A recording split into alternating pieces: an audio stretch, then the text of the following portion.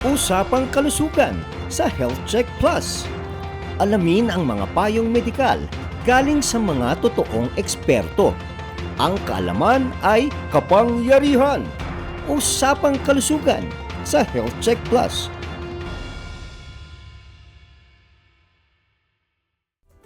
Check na araw mga health checkers sa Luzon, Visayas at Mindanao at sa mga nakikinig at nanonood sa iba't ibang panig ng mundo sa DZRH Radio, Digital TV at social media platforms. Ako po si Teacher Ellie Campos Banayat. Samahan niyo po kami dito sa programang pinagkakatiwalaan ng mga eksperto, ang Health Check Plus. Pangalawang linggo ng Mayo. Pero bago tayong magsimulang pagkwentuhan, batiin muna natin ng ating mga nanay, mommy, mama ng Happy Mother's Day. Ayan, Mayo mga health checkers, buwan ng manggagawa. Bilang pagpupugay sa ating mga manggagawa, itutuon ng programang pinagkakatiwalaan ng mga eksperto ang mga usaping pangkalusugan para sa kanila. Ang ating panauhing eksperto ngayon ay past President of the Philippine Society of Urologic Oncologists Incorporated and past Vice President of the Philippine Urological Association. Siya po ay active consultant sa Makati Medical Center, Asian Hospital and Medical Center at sa Mary Mediatrix Medical Center sa Batangas. Welcome back po ulit sa Health Check Plus, Dr. Jaime S. Songco. Buwati po muna tayo sa ating mga health checkers. Magandang umaga, Teacher Ellie, at magandang umaga rin sa mga health checkers mong nanonood sa programa ngayong araw na to. Maraming salamat po, Doc Jimmy, sa inyong pagpapaunlak muli dito sa aming programa. No? So, maganda at malusog po na araw po sa inyo. So, simulan na po natin ang pagkakwentuhan, Doc Jimmy. So, bilang isang urologist, Doc Jimmy, pakipaliwanag lang po sa ating mga health checkers, ano po ba ang focus ng inyong specialization? Okay. Ganito, Teacher Ellie, no? Ako isang urologist, no? Pero may subspecialization ako na urologic oncology, no? Pero as a urologist, ang aking basic na ginagamot o inaasikaso yung pangangatawan ng babae o lalaki na involved ang kidney, ang pantog, no? So, pero dahil hawak ko din yung mga kalalakihan, may prostate, may itlog o bayag na tinatawag sa Tagalog. At especially kung ang mga problema ay cancer, may babae o lalaki sa kidney, pantog, pero sa kalalakihan, prostate at saka yung sa kanilang testicle, no? Or itlog na tinatawag. So yun ang aking mga ginagamot. Pati yung adrenal included, no? These are tiny structures sa taas ng kidney. Yun po pala yan, medyo malawak din po pala, no, ang inyong specialization, Doc Jimmy. At nabanggit nyo po na both male and female, pero ngayon po, no, ang focus natin ay men's health. So kapag sinabi po bang men's health, Doc Jimmy, ano po ang focus o sakop ng mga pagsusuri po na ito? Well, when you talk about men's health kasi, Teacher Ellie, no, napakalaking encompassing, no? I don't want to talk about men's health na pinag-uusapan lang natin yung kalusugan ng kidney, ng pantog, ng prostate at pagkalalaki, no? Dapat kasi tignan natin ang lalaki as a whole. So yung mga kondisyon na makaapektuhan lahat ng mga organ na sinabi ko, yung mga sakit kagaya sakit sa diabetes, alta presyon, mga yung mga tinatawag nating metabolic syndrome o yung lumalaki masyado yung kalalakihan, tumataas ang kanilang BMI or basal metabolic index. So yan lahat sa katotohanan encompassing men's health, no? Although siguro dahil sa linya ko urology, magfo-focus tayo sa mga sakit ng mga lalaki, sa bato, sa pantog, sa prostate at fertility probably, both benign and malignant conditions, no? So sa mga health checkers, lalo na sa kalalakihan na involved sa ating workforce ngayon, dapat conscious kayo sa inyong pagkatao, hindi lang do sa aking linya. Napakaganda po nung nabanggit ninyo, Doc Jimmy, no, na kailangan conscious sa buong pagkatao, no? So, hindi lang po sa inyo specialization. Pero kami po ay curious din, no? And I'm sure marami pong nakikinig at nanonood ngayon na curious din. Kasi malaki nga po sa porsyento ng ating workforce ay mga kalalakihan. So, bakit po ba mahalaga ang men's health para sa ating mga kalalakihang manggagawa? Alam mo, Teacher Ellie, yung kasabihan, health is wealth. So kung hindi ka malusog at may problema nga sa pangangatawan at sa kalusugan, palagay ko mawawala yung ating workforce. Hindi ka magkakaroon ng kabuhayan, hindi mo mararating yung gusto mong marating, at hindi ka maasahan ng iyong pamilya. So napaka-importante talaga ng buo mong pagkatao. Tama po kayo at agree po ko dyan, Doc Jimmy, no? So talagang buong pagkatao po pala dapat ang pag-uusapan natin ngayon. Pero specific po sa urological practice po ninyo, Doc Jimmy, ano-ano po ang mga most common urological health issues na kinahaharap po ng ating mga kalalakihang manggagawa, particularly po yung mga nasa workforce ngayon, nasa 30s to 50s po? Okay.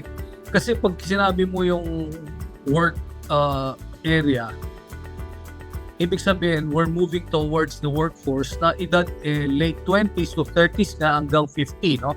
So, ang more common condition sa mga kabataang 30 to 50 yung mga, for example, infection. No? Lalong-lalo na yung sexually transmitted infection, which is very common sa edad na yan. Dahil sa ganyang edad, medyo mapupusok pa ang mga kalalakihan. Ano? Number 2, yung mga sakit sa bato, yung tinatawag natin mga kidney stones. Very common yan sa edad na yan dahil sa maraming kinakain, hindi maganda yung lifestyle, maraming iniinom na hindi kalusugan, yung pagtaba, yung paglaki ng katawan, no? Sumusobrang taba, doon papasok na yung mga maagang diabetes, maagang alta presyon na may komplikasyon sa puso, sa kidney. So, ito yung mga basic conditions na affecting our workforce. And then, siyempre, pag tumulong ka ng pa-50, doon na papasok yung problema sa prostate. So, yan yung mga yan. And eventually, this can lead to other issues. Kung may diabetes ka, pwede kang magkaroon ng erectile dysfunction. Mapapaaga yung iyong male menopause, and so on and so forth. So, napakalawak, no, ng ating tinatahak na mga kondisyon. Kaya lang, siguro, ang importanteng malaman ng ating mga health checkers, yung awareness sa kanilang kalusugan, awareness sa kanilang mga nararamdaman, at awareness sa mga ganitong mga usapin na nagsasabi sa kanila ano yung mga dapat nilang patignan at asikasuhin ng maaga. Pag-uusapan po natin yan, Doc Jimmy, no? Pero I'm sure curious na po ang ating mga health checkers dahil nabanggit nyo na rin po na kailangan nga ay nagpapatingin, alam namin kung ano yung babantayan. Pwede nyo po ba kaming bigyan ng idea, lalo na po yung mga nakikinig at nanonood ng mga kuya natin dyan, no, tatay natin dyan na talagang nag-work pa din, talagang nasa workforce, no? Ano po ba yung mga dapat nilang bantayan at tignan patungkol sa kanilang health? Well, alam mo kung nasa workforce ka, kadalasan meron kayong mga health check-up annually na binibigay ng mga kumpanya or clearance na hinihingi ng mga para sa overseas workers. So basically, yan makakamit nyo na yung mga kailangan nyo asikasuhin at tignan sa inyong pangangatawan. Kasi ito yung mga basic test na ginagawa. Other than that, kung meron kang special na nararamdaman, and then siguro sasangguni ka sa iyong doktor para kung sakali kailangan kang i-refer, may refer ka. But otherwise, yung mga basic na ginagawa ng mga inyong pinagtatrabahuhan, yung examine sa dugo, sa ihi, x-ray ng konti, basic ultrasound, and so on and so forth, this will already give you a bird's eye view anong mga dapat mong gawin pa. So, okay na po pala yun, Doc Jimmy, no? Basta yung annual check-up na ginagawa sa aming workplaces ay gagawin din ang ating mga... Yes. Meron po bang particular na age po, edad, kung kailan dapat na magpakonsulta na po o magsimula ng magpakonsulta? Well, alam mo, pagdating sa usaping panglalaki, for example, no, pagka 20 to 30 years old ka, pinaka-common sa ganong edad yung testicular tumors. So, ito yung time na dapat tinuturuan ng mga kabataang lalaki, 20 to 30, na kinakapayukan lang mga itlog. Kasi kung may bukol, ito yung pinaka-common age na nagkaka-cancer sa ganung edad, 20 to 30 years. Pag nalagpasan mo yung edad na yon, basically kung malusog ka naman at hindi ka gumagamit ng droga, hindi ka gumagamit ng mga illicit sexual contacts, wala ka naman siguro mararamdaman. But also be aware na may mga sakit na nakukuha sa iyo mga magulang, lolo, kagaya ng sakit sa bato. Pwedeng mamana yan. Yung pinaka-common din isa, luslos. Yung bumubukol sa singit ng kalalakihan na may butas to na hindi nagsara pagkapanganak, lumalabas ang bitoka dyan o anumang laman sa loob, bumubukol sa tagiliran, sa may singit. Common yan, sa mga edad na ganyan. And then of course, yung mga sakit sa stones, sa kidney stones. Common yan, lalo kung matakaw sa maalat, hindi uminom ng tama. Yan ang mga dapat binabantayan. And then finally, kung merong miyembro ng pamilya, nagkaroon ng prostate cancer, lolo o tatay, dapat as early as your 40s, nag-i-screen ka na to make sure na hindi ka nahahawa o hindi ka magkakaroon ng ganung karamdaman. Yun po pala yun. Doc Jimmy, nabanggit niyo po about dun sa luslos, no? May mga naririnig po kami. I'm sure concern po ito ng mga manggagawang kalalakihan natin dyan na physically demanding ang mga trabaho, nagbubuhat ng mabigat, may physical strain. Nakaka-increase din po ba ito ng urological problems tulad po nung nabanggit ninyong magkaluslos o testicular issues? Totoo po ba ito? Yeah, totoo yan. Ang luslos kasi, ito ay nakukuha sa paggawa ng mabibigat. Kagaya na nasabi mo, Teacher Ellie, yung pagbuhat ng mabigat, yung lalo na kung meron na lang congenital problem, no? Na hindi nagsara yung pinakabutas na dinaanan ng itlog pagkapanganak, kung yan hindi nagsara spontaneously, natira yung butas, pag nag-exert ng effort, no? Lalo na pag nag-i-strain o yung nagwa-Valsalva maneuver as we call it, yan pinagmumula ng luslos. Yan bubukol sa singit at minsan naabot hanggang itlog, lumalaki yung itlog. Yun po pala yung Doc Jimmy, no? So talagang kailangan binabantayan, lalo na yung mga may trabahong nagbubuhat talaga, no? Yan, mga health checkers, no? Narinig po natin si Doc Jimmy, babantayan natin kapag po tayo ay magkaluslos, no? Lalo na kung kayo ay nagbubuhat ng mga mabibigat. Doc Jimmy, alam niyo po marami din po sa ating mga workers na kalalakihan ay office workers na kadalasan ay nakaupo o di kaya naman po yung mga drivers, riders natin na buong araw namang nasa daan na nagmamaneho. Nakaka-apekto po ba ito ng long hours of sitting sa office o driving sa kanilang prostate o urinary health? Kasi may naririnig kami, Doc Jimmy, nakakabaog daw po ito. How true po? Well, in a way, nakakatulong yung paghina ng semilya pag laging naiinitan yung itlog. Lalo na kung lagi nakaupo, lalo na sa mga sasakyan na mainit yung kotse at nasa ilalim yung motor o yung makina. Pag nainitan ng itlog, yes, totoo yan, ihina yung semilya. Now, ang masama pa niyan, pag matagal ka nakaupo, nagpipigil ka ng pag-ihi o hindi nainom, naapektuhan din yung iyong urinary system, no? So ito yung mga kondisyon na dapat maagapan. Kung kailangan may I go out, may I go out. And kahit na nasa trabaho, dapat may iniinom na tubig, no? So ito yung mga kondisyon na dapat binabantayan lagi kasi lalo ngayon napakainit, we need at least 8 to 12 glasses of water every day, no? So ito yung to make sure that your kidney function is well maintained, nahuhugasan yung mga sediments mo at nailalabas mo sa ihian.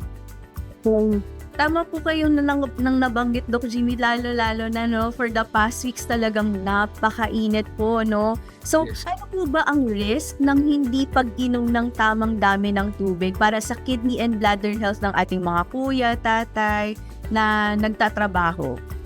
Kasi pag na-dehydrate ka, yung kidney mo hindi na perfuse mabuti, no? So ito ay pwede pagmulan ng infeksyon, pwede pagmulan ng hypertension, pwede magkaroon ng kidney stones. So ito yung mga dahilan kung bakit talagang nire-request namin mag-inom ng tamang adequate amount of water or fluids, no? Hindi soft drinks, hindi juice, hindi iced tea. So dapat tubig. tubig talaga, no? On top of what you want to drink like tea, coffee, or whatever, dapat sanhin ng pagkakaproblema pa nga pag-inom ng mga ganyan masyado, no? Hindi naman namin pinagbabawal, pero nililimitahan namin yung dami. Dapat mas marami pa rin ng tubig. Naku, marami pong natamaan dyan, Doc Jimmy, I'm sure, no, ng mga nakikinig at nanonood ngayon. So, magandang reminder yan para sa ating lahat, lalong-lalo na sa ating mga male workers, no? Alam niyo po, Doc Jimmy, karamihan din po ng kalalakihang nagtatrabaho ngayon ay laging mataas ang stress level. So, I'm sure curious din po yung ating mga health checkers kung may link po ba talagang between stress and issues like erectile dysfunction or lower libido. Oh yes, of course. Kasi alam mo, pagka mataas ang stress levels mo, tumataas ang cortisol, humihina din ang testosterone. So, yun ang male hormone, ano?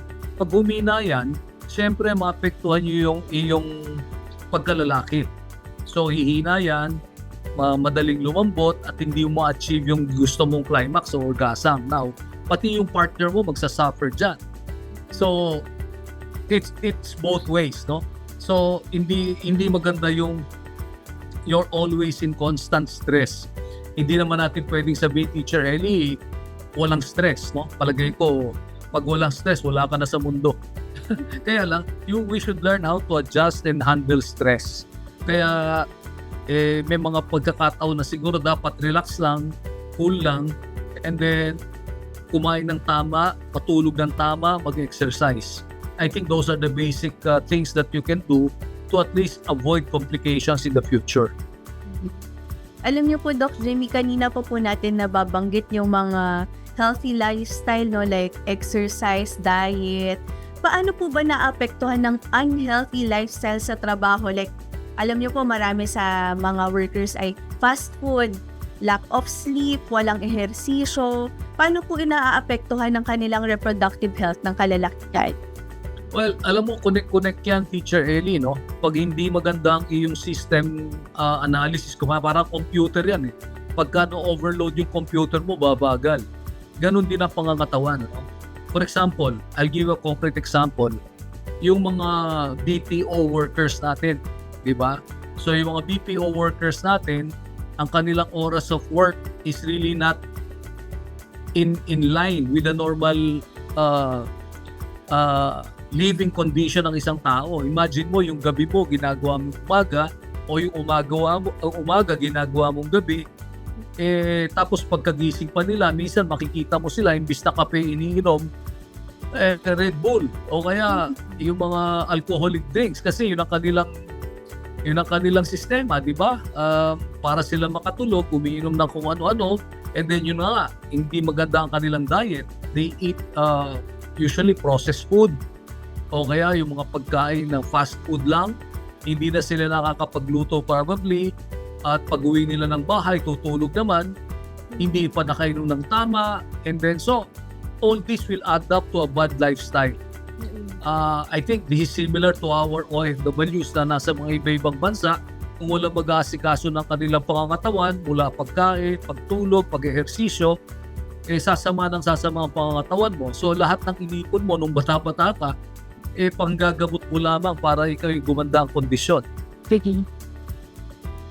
Totoo po yan, Doc Jimmy. Ang dami po nating napag-usapan, no? So, ipagpapatuloy po natin ang ating magandang kwentuhan at panayam kasama pa rin si Doc Jaime S. Songco. Huwag bibitaw, wellness tips, susunod na. Usapang kalusugan sa Health Check Plus. Alamin ang mga payong medikal galing sa mga totoong eksperto. Ang kaalaman ay kapangyarihan. Usapang kalusugan sa Health Check Plus.